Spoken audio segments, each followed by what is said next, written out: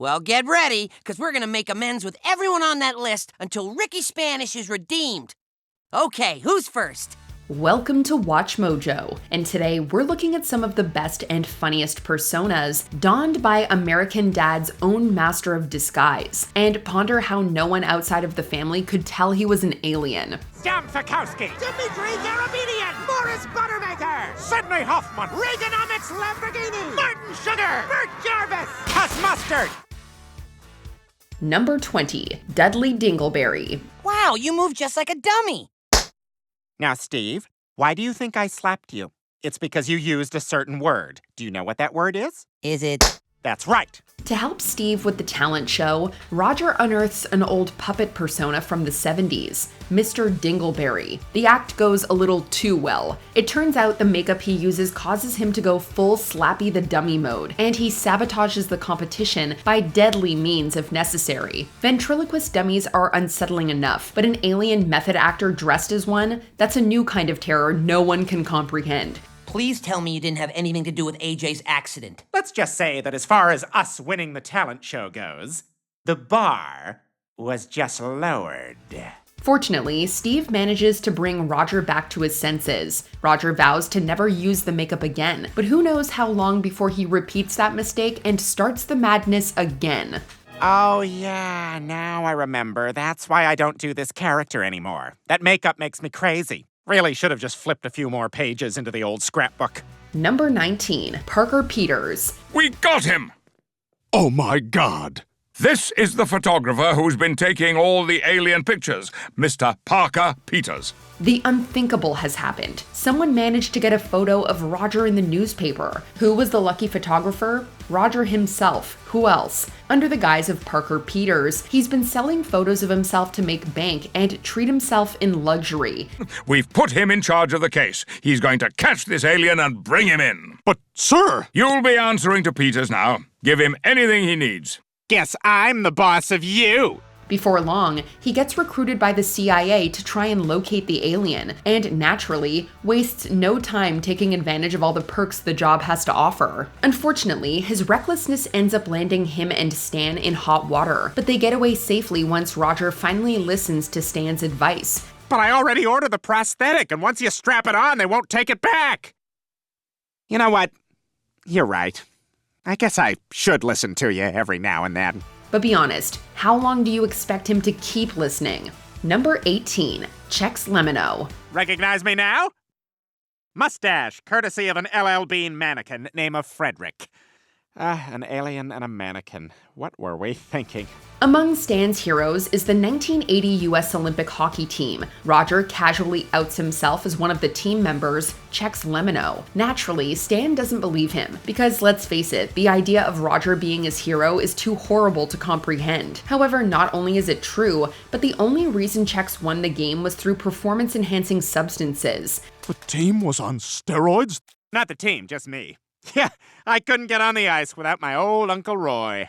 I don't believe this. Additionally, when Stan forces him to give the medal back, he goes full Gollum mode to try and protect his ill-gotten precious. They say don't meet your heroes, but what do you do when your hero is a cheating alien who lives in your attic?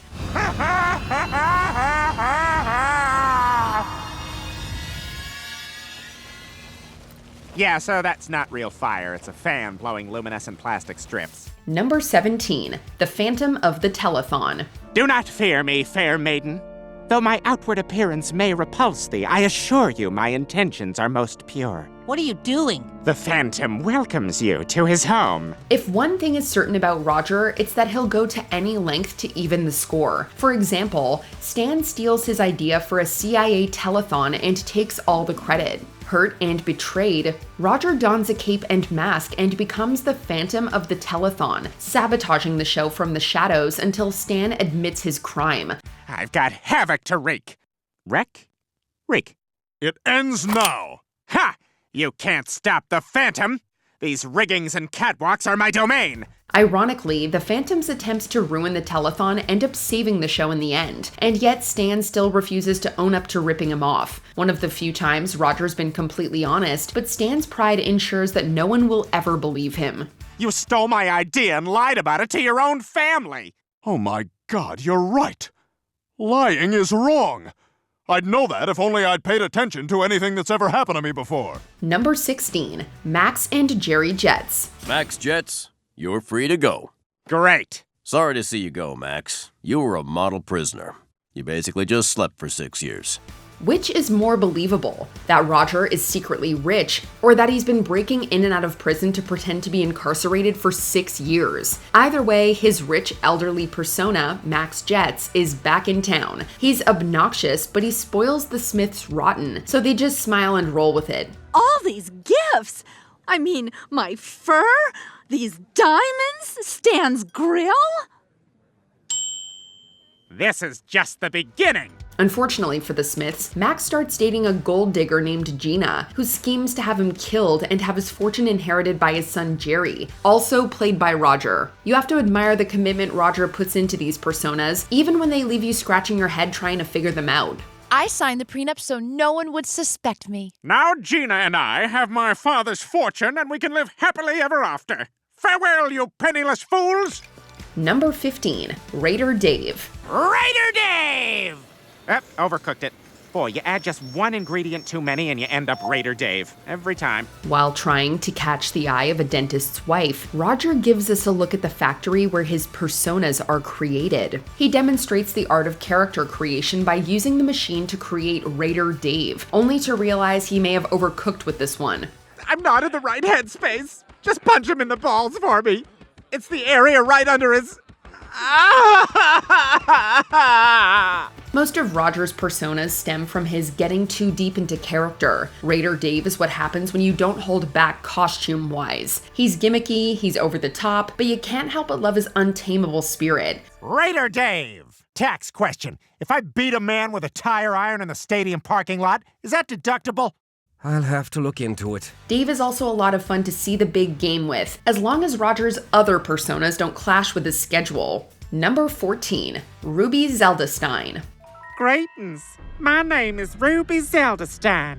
I'm a medium to the other side, and I make a hell of a shoe-fly pie. The Smiths find themselves in the clutches of paranormal activity when a ghost suddenly invades their house. Fortunately, Roger knows the one person who can draw out the specter, himself. Inspired by Zelda Rubinstein's character in Poltergeist, Roger becomes Ruby Zeldastein, a southern medium for the other side. Your mother's poltergasm, trademarked, has got Mauricio in its claws, like that claw game at arcades. Except, if the claw was strong and didn't drop things. She effortlessly identifies the ghost as a poltergasm born from Francine's sexual frustration. Her warm, comforting personality hilariously conflicts with Roger's usual quirks, really highlighting his skills as a thespian in the works. Unfortunately for Roger, he couldn't trademark the term poltergasm, no matter how hard he tried, but maybe he'll have better luck with sexorcism. I call tonight the sexorcism.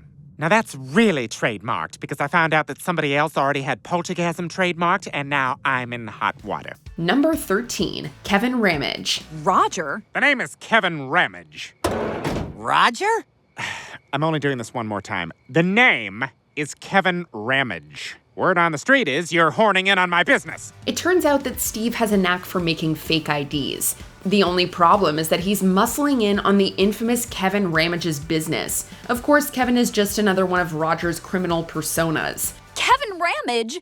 Steve, don't do this. Working with this creep is too dangerous. I'll take my chances. Come on, Steve, we got a lot of work to do. Ramage is skilled at counterfeit work and only aims for the big leagues, but Roger's quirky personality means that his intimidation techniques are sorely lacking. His incompetence in the criminal underworld adds a surprising level of depth to this shady forger, and of course, makes us laugh at seeing Roger foul up again. Now, what do you have for us? These. Uh-oh. Oh, the double cross. Classic. Fortunately, when he gets in over his head, he has the perfect getaway technique. Mow others down with a van and drive the heck out of Dodge. Number 12, Dr. Penguin. Dr. Penguin, I'm still hiding my new girlfriend from my mom and dad. Uh-oh. That's normal, a teenager embarrassed of his parents. Along with running his bar in the attic, Roger occasionally acts as the family's go-to psychiatrist, Dr. Penguin. Using tips he picked up from his mentor, Dr. Mumbo Jumbo, he offers his usual brand of questionable wisdom to both prisoners and the Smiths. You never really had a childhood. I didn't? No, you're in way over your head.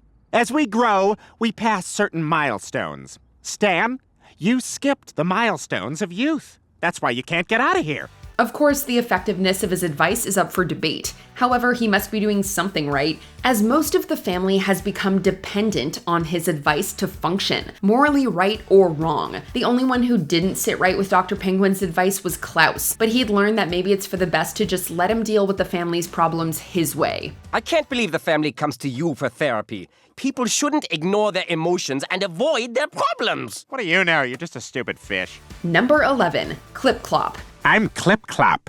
Let's see who can earn my hoof, shall we? Francine? How are you, Mr. Clop? Do you like being petted? To get Stan to open up to Francine emotionally, the couple seeks counseling from Roger. His therapist persona is nothing to sneeze at, but then he breaks out one of his most endearing, heartwarming characters to date, Clop the horse. Give me your foot. It's a hoof, and you have to earn it. Give me your damn hoof! Nay, you're spooking me! Clop will only offer its delicate hooves to those who communicate openly and gain its trust, and it is easily spooked if you try to force yourself onto it. It turns out that Stan's eventual breakthrough was all a scam concocted between him and Roger, but the joy that Clop brought to our hearts in its brief time on screen was all too real. Nay! What the hell are you doing? I'm playing a role, sir. What are you doing? Number 10, Horse Renoir. You poached my bear! Seeking wardrobe funds, Roger decides to collect the bounty on Jeff, who's wanted in Florida for drug possession. Hitting the road, he takes on a new character named Horse Renoir. It's evident that Horse was inspired by Dog the Bounty Hunter, what with his sunglasses, black leather ensemble, and head of untamed blonde hair. Horse Renoir. Bounty hunter. Not much is revealed about Horse's backstory, although his parents were apparently sex workers. Roger is known for being whiny and wimpy, and an all-around klutz, but Horse allows him to showcase his badass side. Of course, even at his most hardcore, Roger is still Roger. That's good. Why did you do that? Well, you weren't gonna do anything from a movie. Number 9, Jenny from the Block. You gonna play that game or just lean on it? Roger's sexuality is always depicted as a bit flexible.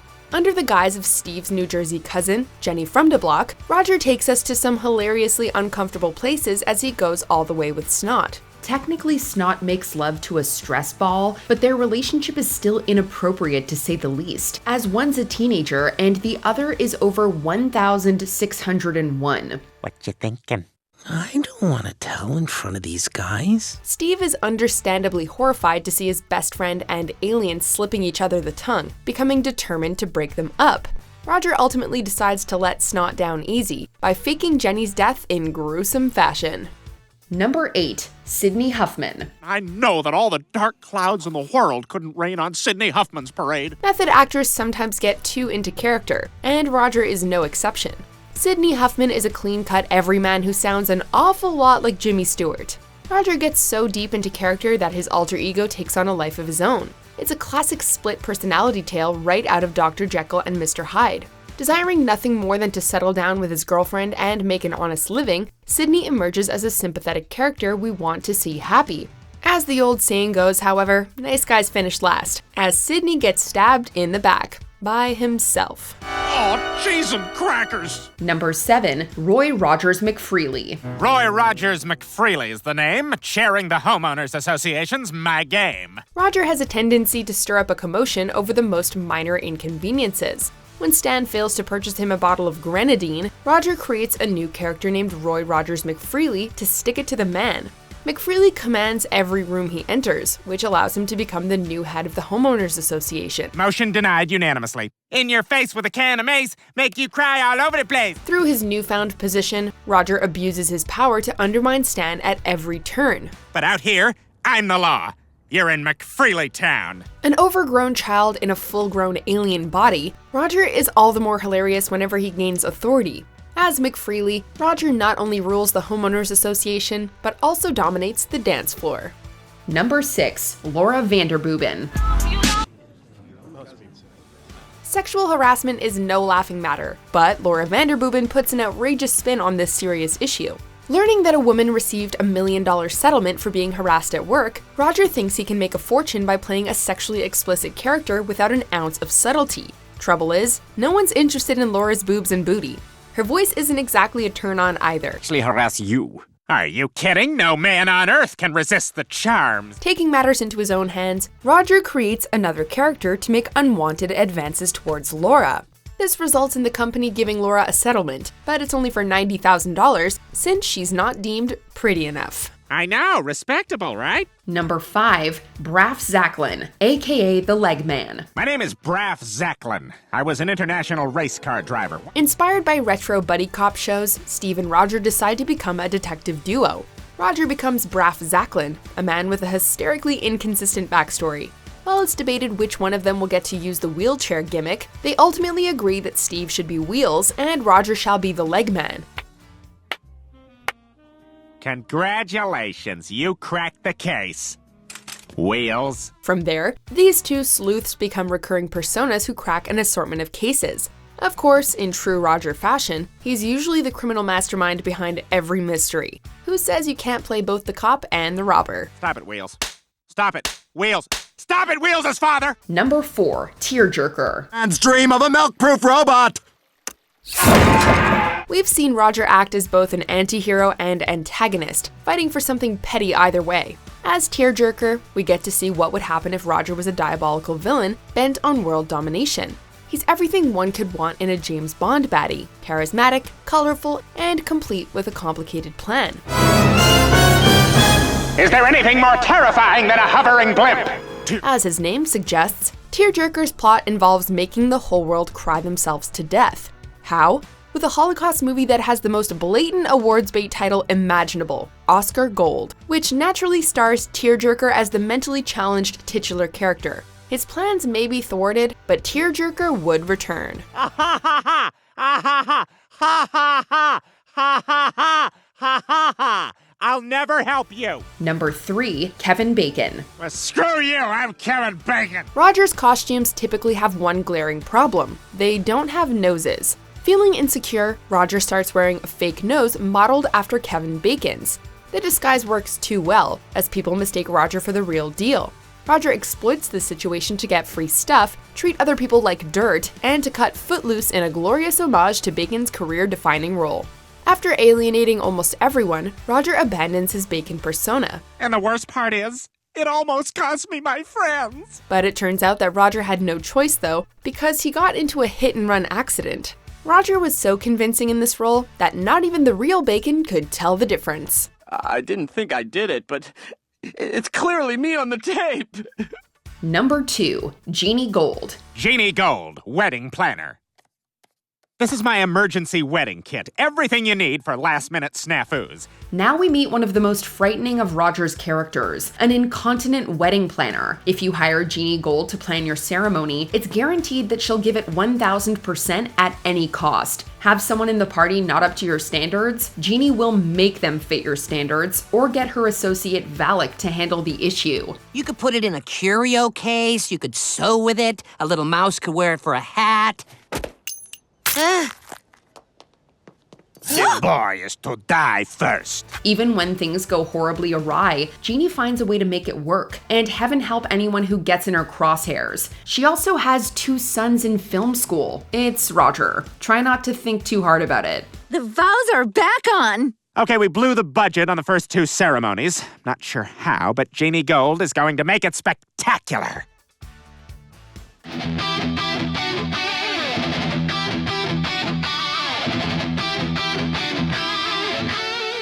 Before we continue, check out this single from Sound Mojo's album Balance. Classical music reimagined as rock, hard rock, and metal. Check out the full track and album below.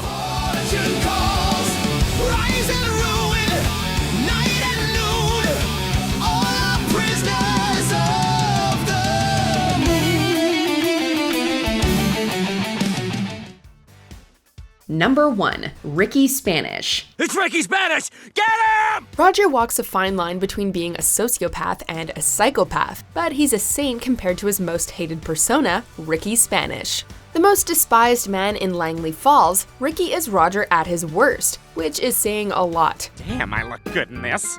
Tilda Swinton good. Ricky's so infamous that his name can't be said without being followed by an ominous whisper and a brief glimpse at his sinful deeds. Ricky Spanish. Steve makes it his mission to prove that even a soul as reprehensible as Ricky can find redemption. Staying true to his character, Roger teaches Steve that not every caterpillar was meant to become a beautiful butterfly. All part of the plan, you dope.